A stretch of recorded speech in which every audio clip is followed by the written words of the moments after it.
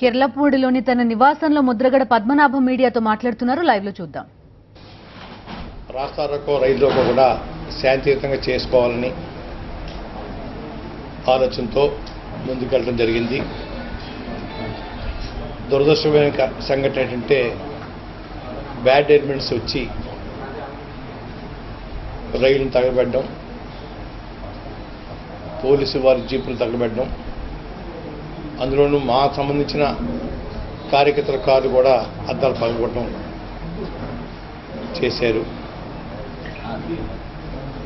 ప్రభుత్వం మాటికి ఈ యొక్క నేరం బయట వారు తోస్తూ ఉన్నారు.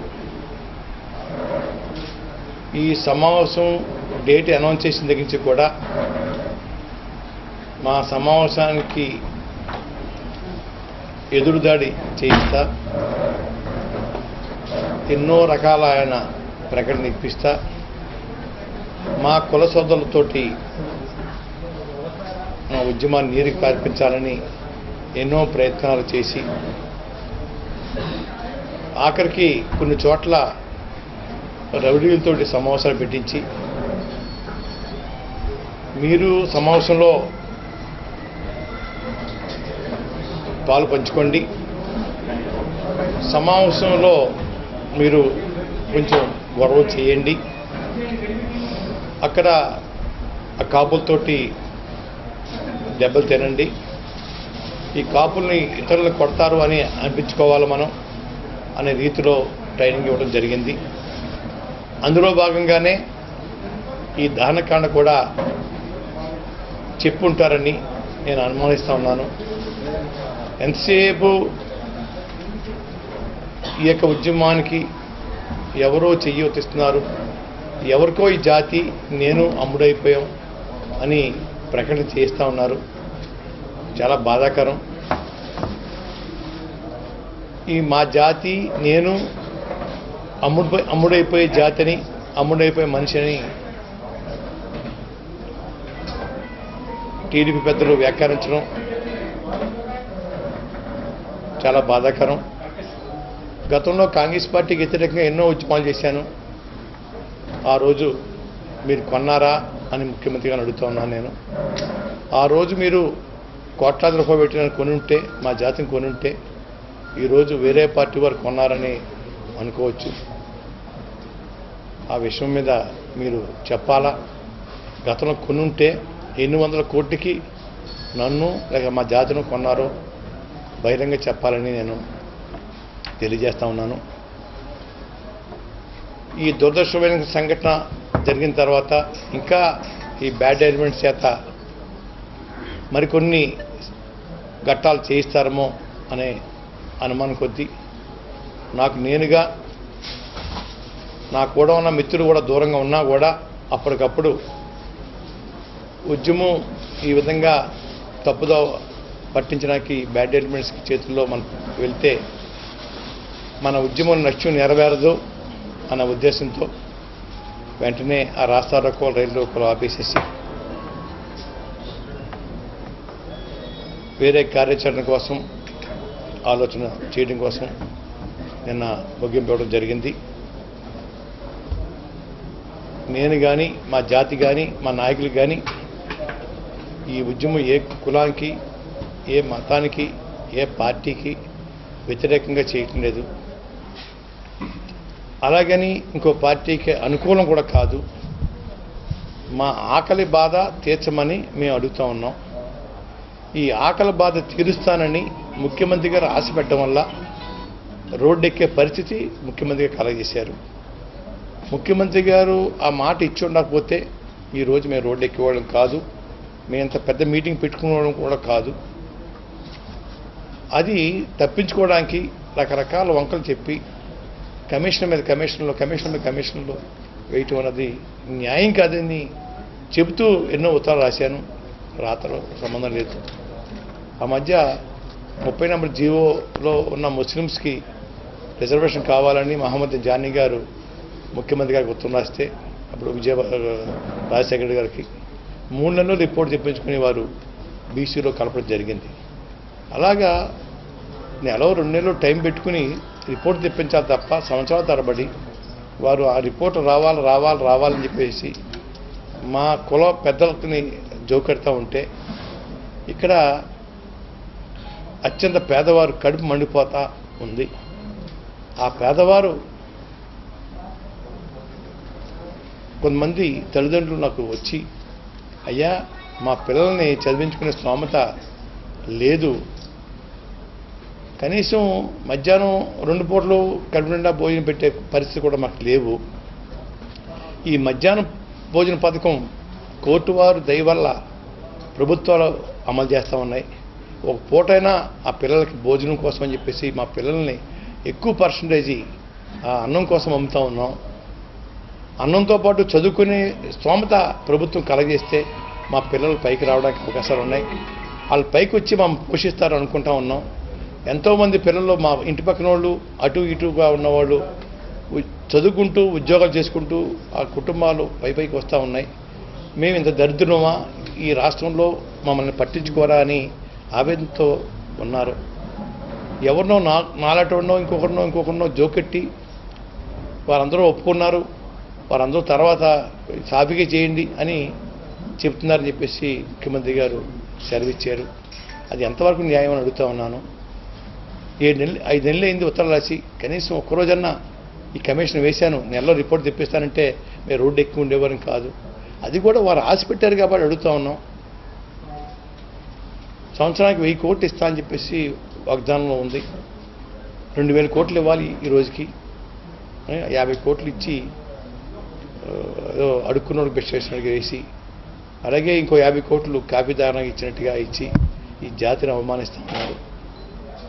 ఈ విధంగా చేయటం మూలంగా ఈ పేదరికం నుంచి బయటపడడం కోసం ఈ అంచేతే ఆకలితో కూడుకున్న ఆఖరి ఉద్యమంగా, ఆఖరి పోరాటంగా ఎంచుకొని, నాకైతే వయసు అయిపోయింది, ఈ జాతికి నా చేతనే సాయం చేయాలని నేను రోడ్డు ఎక్కడం జరిగింది. ఇది ఈ రిజర్వేషన్ పొందే వరకు కూడా నా జీవితాన్ని నా జాతికి అంకితం అని చెప్పేసి కూడా నేను చెప్పడం జరిగింది. నిన్నటి సంఘటన వాయిదా వేసుకోవడం, ఇంకా ప్రభుత్వం నుంచి మేము ఆర్డర్ పొందడం కోసం 4-5 రోజుల్లో ఆమోదశకు కూర్చోవడానికి నేను నా శ్రీమతి సిద్ధమయ్యాం.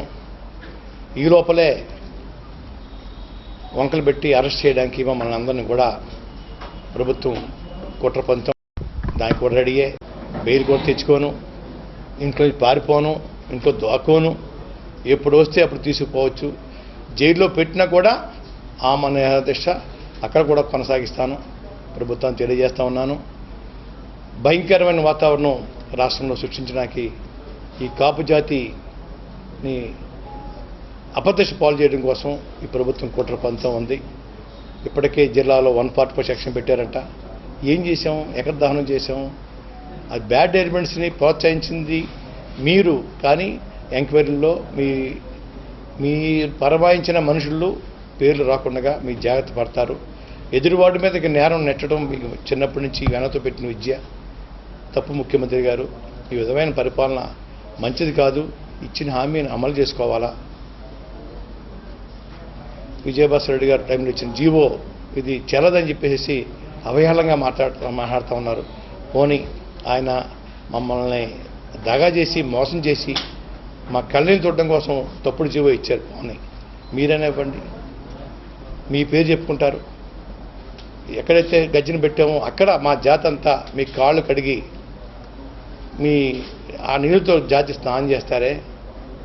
ఎదురువాడి మీద తోసేసి ఈ ఇష్టాన్న హామీలని ఎగ్గొట్టడం కోసం ఈ కుట్రలో మంచిది కాదు. ముఖ్యమంత్రి గారు తమను జైల్లో పెట్టించండి, ఏమి భయపడను. ఈ ఉద్యమానికి పూర్తిగా నాయకత్వం వహించింది నేను, కానీ బ్యాడ్ ఎలిమెంట్స్కి నాయకత్వం వహించింది కానీ నేను కాదు, మీ పార్టీ నేతలే. బ్యాడ్ ఎలిమెంట్స్కి నాయకత్వం వహించింది మీ పార్టీ నేతలు, ఉద్యమానికి నాయకత్వం వహించింది నేను. అన్నింటిలో పెట్టదలుచుకుంటే మొదటి ముద్దాగా నన్ను పెట్టుకోండి. మా జాతి మనుషుల్ని పెట్టి మా జాతి మనుషుల్ని బాధించొద్దు. దేనికైనా రెడీ. నేను దేనికి బెయిల్ కూడా అప్పీల్ కూడా చేసుకోను. అన్నింటికి సిద్ధంగా ఉన్నాను. ఎప్పుడు పంపితే రెక్కి చేసుకోకూడదు. నా అరెస్ట్కి ఎవరో అడ్డుపడరు. ఇక్కడ తీసుకెళ్ళిపోండి, ఏ జైల్లో పెడతారో పెట్టుకోండి, అన్నింటికి నేను సిద్ధంగా ఉన్నాను. జైల్లో కూడా నిరాదేశ చేయడానికి నేను సిద్ధమవుతూ ఉన్నాను. నా భార్య నా ఇంట్లో చేస్తుంది. నా భార్య కూడా జైల్లో పెడితే నా భార్య కూడా ఆడవాళ్ళ జైల్లో ఉంటుంది కాబట్టి నా భార్య కూడా చేయడానికి సిద్ధంగా ఉన్నది.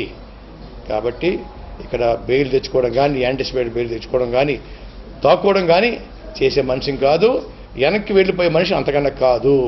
ఈ సంగతి తేల్చే వరకు కూడా నేను నిద్రపోను. ఈ జాతికి ఈ జీవితాన్ని అంకితం చేశాను. ఈ జాతికి న్యాయం జరిగే వరకు కూడా నేను పడుకోను. రేపు అరెస్ట్ చేయకుండా ఇంటి దగ్గర నిరాదీశ చేసినా కూడా మా జాతి సోదరుల్ని నాకు సంఘీభావం చెప్పడానికి కిలంపూడి రావద్దని కోరుకుంటా ఉన్నాను. ఎక్కడికక్కడ మీ సంఘీభావం తెలియపరిచేవాళ్ళు ఒక పూట 2 పూటల భోజనం మానేస్తే మీరు ఆ పళ్ళ మీద ఆ గడ్డించుకుని ఒక గంట సేపు మీ ఇంటి ముందు అలా సపోర్ట్ చేస్తే చాలని నేను ఫీల్ అవుతా ఉన్నాను.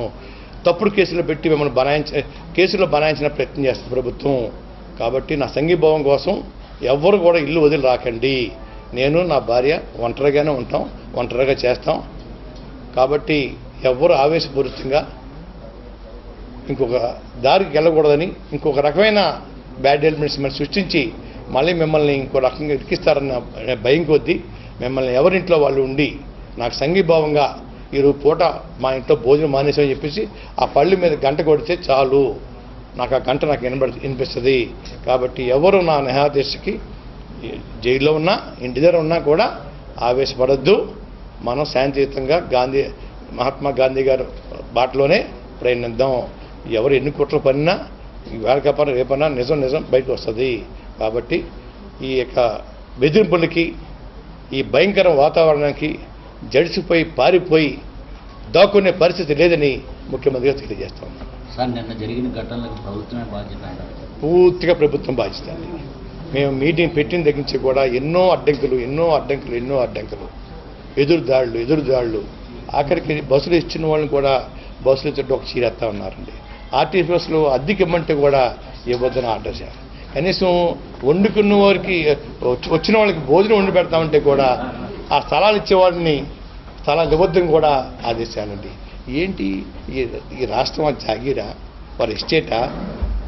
అంటే ఈ రాష్ట్రంలో ఇంకెవరు బతకూడదా, ఎవరు సమావేశాలు పెట్టుకోకూడదా అని అడుగుతూ ఉన్నాను.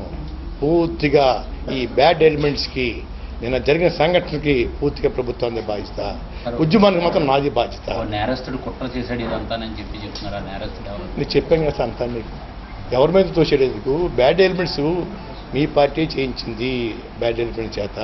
ఆ బ్యాడ్ ఎలిమెంట్స్కి మీ పార్టీ నేతలే దానికి నాయకత్వం వహించారు. కాపు ఉద్యమానికి నేనే నాయకత్వం వహించాను. దాంట్లో నేను ఎక్కడ పారిపోను చెప్తా ఉన్నాను. సార్, నిన్న జరిగిన ఘటనలో మీడియా మీద చాలా దారుణంగా ఘటనలు జరిగినాయి. దానికి మీ సమాధానం ఏంటి సార్? మీడియా మీద దాడి చేయొద్దు, తప్పు అని నేను వెంటనే ఖండించానండి. సారీ కూడా చెప్పాను. పోలీసు వారి మీద దాడి చేయొద్దు, పోలీసు కూడా మన సోదరులే. మనకి ప్రభుత్వం ఇస్తాన్న హామీల కోసం మనం ఫైట్ చేస్తున్నాం. మన యుద్ధం అంతా ప్రభుత్వంతో తప్ప ఎవరితో కాదు. దయించి అంటే కొన్ని పత్రికలు మీరు ఏమనుకోవద్దండి, పత్రికా అధినేతలు, మీడియా అధినేతలు ఆ సొంత జెండాతో వచ్చి మేమేదో చేసుకుంటాం, మంచో చెడ్డో ప్రభుత్వం నిర్ణయిస్తుంది, భగవంతుడు నిర్ణయిస్తాడు. దానికి వంకరగా మాట్లాడి వంకర రాస్తుంటే అది నేను బాధ్యత వహించమంటే నేను ఎట్లా సార్? నేను ఎవరిని కొట్టమని కానీ ఇంకో రకమైన ఆలోచన చేయమంటాం కానీ నాకు మొదటి నుంచి లేదు సార్. కావాల్సింటే మీ ప్రశ్న అడగచ్చు. కానీ మా మీదే మీరు ఎదురుదాడి చేసేసి, ఎదురుదాడిలో అక్కడ ఆళ్ళ ఘర్షణ పడింది, దానికి పత్రిక మీద ఈ మీడియా మీద కల్పిస్తూ ఉన్నారు. అది మేము నేరస్తులం కాదు సార్, మేము చేయలేదు, మా వాళ్ళు చేయరు. అటు మనుషులకి నేను ట్రైనింగ్ ఎప్పుడు ఇవ్వను సార్. ఎంతోమంది ప్రెస్ విలేకరులు కానీ ఎంత 30 సంవత్సరాల పరిచయాలు ఉన్నాయి సార్. అందరిని అడిగి తెలుసుకోండి. ఎప్పుడన్నా బూతులు రాసినా కూడా నా మీద ఎప్పుడు దాడి చేయించడం కానీ ఇంకో రకమైన మాట కానీ నేను అన్నాండి, సంతోషం బాబు నమస్కారం అంటాను తప్ప ఇంకో రాత నేను రాసిన వాళ్ళని కామెంట్ చేసే మనిషిని కాదు. ఎవరిని ప్రోత్సహించిన సార్ నేను తగుకి. అలాగే పోలీసు వారిని కూడా కొట్టనని చెప్పను, తిరబడమని చెప్పను సార్. పోలీసు వారు కొడితే శరీరం ఇచ్చామని చెప్పాను తప్ప పోలీసు వారి మీద తిరగబడమని కూడా నేను చెప్పలేదు సార్, చెప్పను కూడా. మనకు కావాల్సింది బీసీ రిజర్వేషన్, మనకు కావాల్సింది 1000 కోట్లు. మన లక్ష్యం అది తప్ప పోలీసులు తగ్గుబడి ప్రసవం తగ్గుబడినాక బట్టి వచ్చాం సార్. దానివల్ల మా ప్రయోజనం అవుతుంది, మా ప్రయోజనం లేదు. నాకు కావాల్సిన టార్గెట్ రీచ్ అవ్వాలా, రీచ్ అవ్వడం కోసం మా ప్రయాణం చేయాలా, అంతే తప్ప ఈ తప్పుడు పంద ఎంచుకోకూడదని నేను చెప్తూ ఉంటాను. అది టీడీపీ నేతలని నేను చెప్పను సార్. అది కానీ కొంతమంది సొంత ఎజెండాతో వచ్చి వక్రయించి బూతులు మాట్లాడుతుంటే వాళ్ళ చేత ఎంత చెప్పాను సరే, కొన్ని చోట్ల మీటింగ్ పెట్టి మీరు గొడవ పడండి కొట్టించుకోండి అంటున్నారు. అలాగే తిట్టి పరిస్థితి వచ్చేలాగా ఇది రెచ్చగొట్టి వీళ్ళు సొంతంగా ఆ తగుపడి మీడియా మీద గుర్తుతారు సార్. ఎవరు నేను టీడీపీ మాట్లాడినాను, ఈ బ్యాడ్ ఎలిమెంట్స్ మాత్రం టీడీపీ కారణం. నేను మీడియా మీద దాడికి మాత్రం నేను టీడీపీని అన్నాను.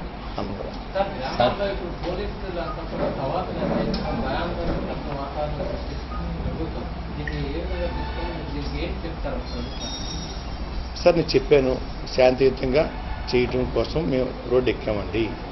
దాన్ని టీడీపీ నాయకులు మా కాపు జాతి మీద బురద జల్లడం కోసం బ్యాడ్ ఎలిమెంట్స్ తోటి ప్లాన్డ్గా పొగను తయారు చేశారు. మా దురదృష్టం అది.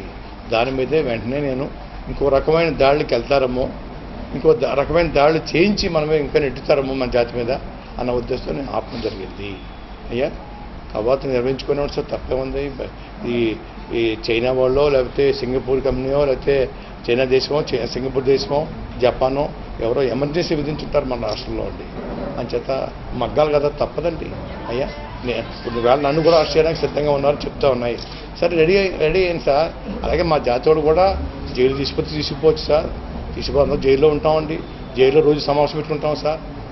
మా కార్యక్రమం శాంతియుతంగా ఉంటుంది తప్ప బస్సులు ఈ తగబెట్టమని చెప్పమండి.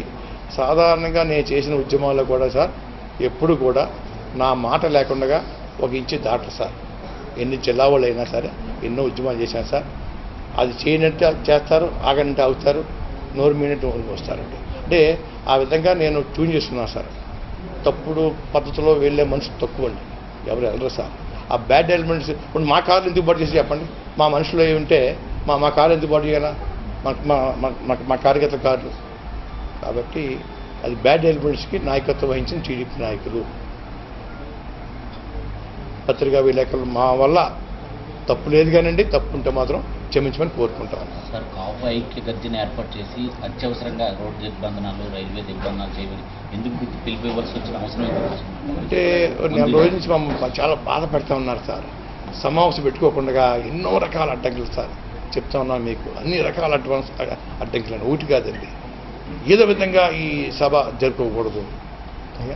ఇంకా బాధ తట్టుకోలేక అంచేతే నేను విసిగిపోయి ఇంక ఈ రాష్ట్రంలో బతకూడదా, ఈ కాపు జాతి రాష్ట్రంలో అంతరించిపోవాలా, ఈ కాపు జాతులను పుట్టడం నేరమా, ఈ కాపు జాతి రాష్ట్రంలో పుట్టడం ఉండటం కూడా నేరమా తేల్చుకుందామని చెప్పేసి శాంతియుతంగా వెళ్దాం చూద్దాం అని చెప్పేసి అప్పటికప్పుడు అంటే ఒక వారం రోజుల నుంచి బాగా మనసు బాధ తోసండి. ఇప్పుడు అన్నం వండుకునే స్థలం మా శత్రులు కూడా ఇస్తారు సార్. జనరల్గా అన్నం వండుకునే స్థలం కూడా ఇస్తుంటే జాగ్రత్త సుమా తోలు తీసేస్తామని చెప్పేసి ఇంకెక్కడికక్కడ సొంతంగా వండుకుని బయట జిల్లాల్లో ప్యాకెట్ తీసుకుని తిన్నారు సార్. అంటే అటువంటి భయంకరమైన వాతావరణం సృష్టించినప్పుడు రేపు పొద్దున మళ్ళీ నేను వారం గ్యాప్ ఇచ్చి రోడ్డు ఎక్కాలనుకోండి, ఇంకా రకరకాల వేధింపులతోటి ఈ కార్యాచరణ అమలు చేయడానికి అడ్డుపడతారన్న ఉద్దేశంతో కార్యాచరణ నిర్ణయం స్టార్ట్ చేయడం జరిగిందండి.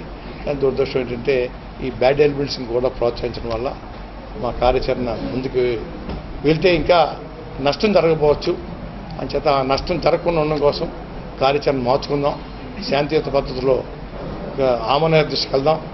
అంచేత మీరు ముగించేయండి అమ్మా అని చెప్పేసి సడన్గా ముగించడం జరిగింది. సార్ నిన్న ప్రభుత్వానికి 24 గంటలు గడువు ఇచ్చారు, మీరు అల్టిమేటం జారీ చేశారు. అది ఇంకా టైం ఉన్నది. ఈలోగా ఏమన్నా మార్పు వస్తే మీ భవిష్యత్తు కార్యాచరణ ఏమన్నా మార్పు వస్తుందని అనుకోనండి. వస్తే సంతోషిస్తాను సార్.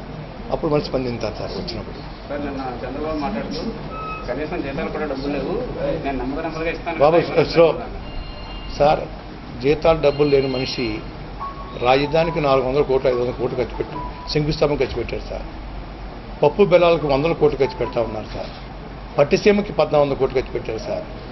ఇక్కడేమో గోదావరి హైకోర్టు నీళ్ళు లేక రెండో పంటకి ఆకాశం వైపు చూస్తుంటే ఈ నీళ్లు తీసుకెళ్ళి పట్టిసీమ ద్వారా పోవడం కోసం 1400 కోట్లు ఖర్చు పెట్టారు సార్.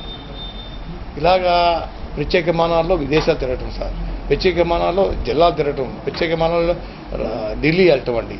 వాటికి డబ్బులు ఉన్నాయండి, కానీ మా జాతికి డబ్బు ఇవ్వాలంటే మాత్రం డబ్బులు లేవు. ఆర్థిక పరిస్థితి బాగాలేదు. ఇది వంక. వాటికి ఎలా వచ్చాయి సార్? మా జాతికి ఇవ్వడానికి డబ్బులు ఏమంటున్నారు, వాటికి ఎలా వచ్చాయి? పప్పు బెల్లాలు ఎవరు అడిగారు సార్? పప్పు బెల్లాలు ఇస్తామని మేనిఫెస్టోలో పెట్టారా? పట్టిసీమ మేనిఫెస్టోలో పెట్టారా? పెట్టినాటికి ఇస్తున్నారే డబ్బులు, ప్రామిస్ చేసినాటికి ఎందుకు ఎవరు సార్? ఉండి కూడా ఇవ్వకుండా కాలయాపన చేస్తే ఈ జాతి అంటే అంత లోకు సార్. కరివేపాకు కన్నా దారుణంగా వాడుకుంటున్నారు ఈ జాతిని. నా జీవితంలో, రాజకీయ జీవితంలో అన్ని కులాలకి ఎంతో కొంత పనిచేశానండి. నా జాతికి నా జీవితం అయిపోయే లోపల ఏదో చేయాలని తపంతో దిగితే దానికి రకరకాల వంకలతో ఈ ఉద్యమాన్ని ఆపాలని ప్రయత్నం చేస్తున్నారు. శాంతియుతంగా చేస్తాను, చూద్దామని. ఎందుకు ఎవరో శాంతియుతంగా ఒకవేళ నా చావు తర్వాతనే ఇచ్చి తప్పదండి, ఇస్తారు.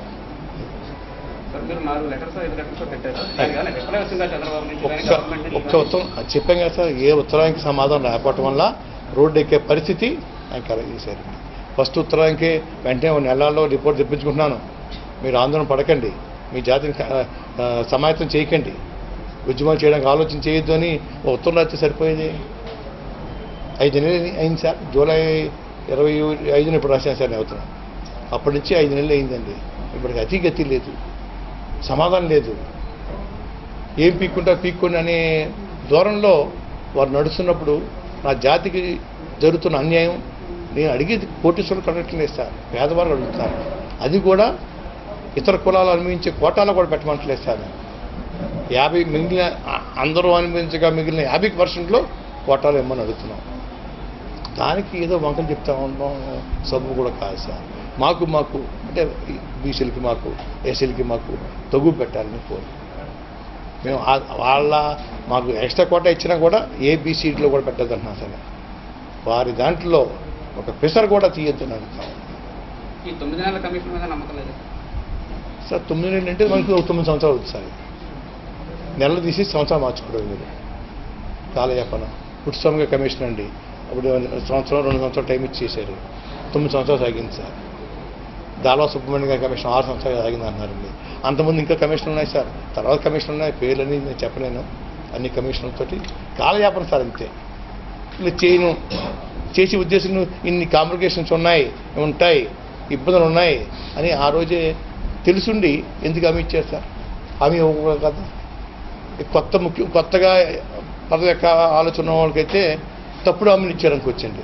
అపార అనుభవం గల ముఖ్యమంత్రిగా, ఎన్నో సంవత్సరాలు చేసిన ముఖ్యమంత్రిగా వారు ఇంత చీప్గా అబద్ధాలు ఆడేసేసి ప్రామిస్ చేయడం అన్నది సార్. ఇప్పుడు మీరు ఎక్కువగా మాట్లాడేటప్పుడు బ్రిటిష్ వాళ్ళు ఊళ్ళో కూడా మేము రిజర్వేషన్ తీసుకున్నారు. అప్పుడు అసలు ఏ పారామీటర్స్ మీద వాళ్ళు పెట్టారు? అసలు అప్పుడు రిజర్వేషన్స్ ఉన్నాయా?